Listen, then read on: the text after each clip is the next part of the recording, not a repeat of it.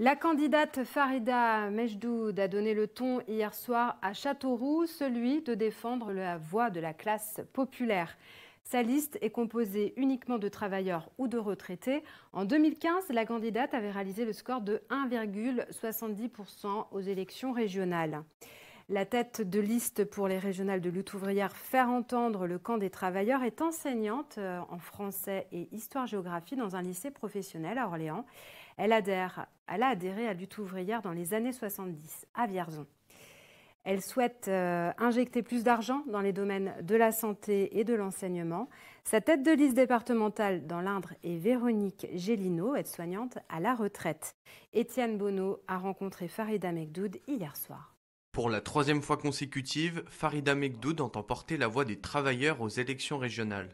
Cette cadre de lutte ouvrière est venue hier à Châteauroux à la rencontre des sympathisants du parti. Allez-y, le débat est ouvert. Si vous avez...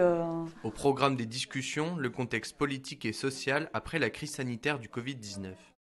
1 million d'emplois ont été supprimés.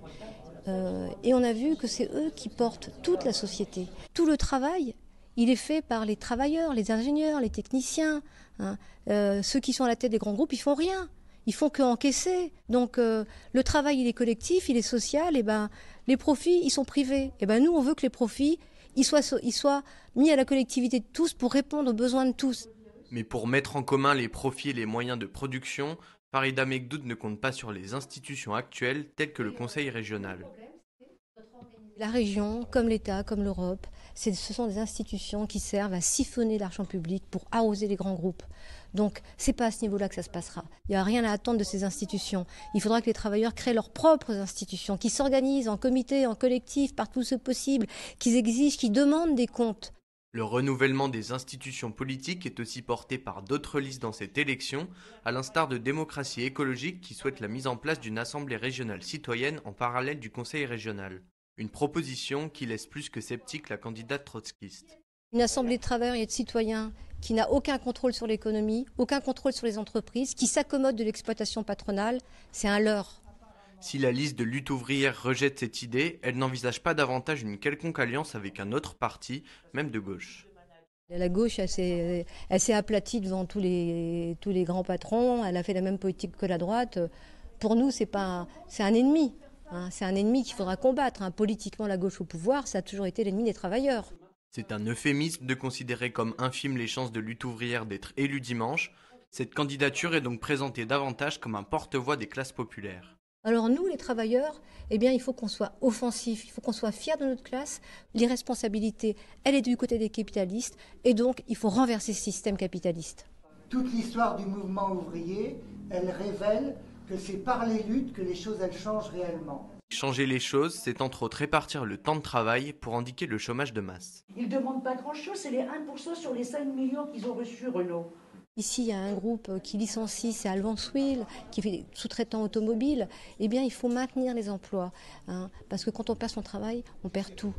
Et c'est possible, en abaissant les cadences, en répartissant le travail, de manière à ce que personne ne se retrouve à la rue. Autre promesse phare du programme de lutte élaboré par le parti marxiste, accroître l'enrichissement des classes populaires.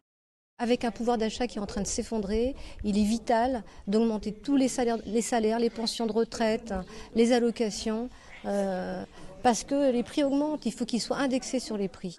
Et pour augmenter la masse d'argent distribuée, Lutte ouvrière préconise le contrôle de la comptabilité des entreprises par les travailleurs eux-mêmes.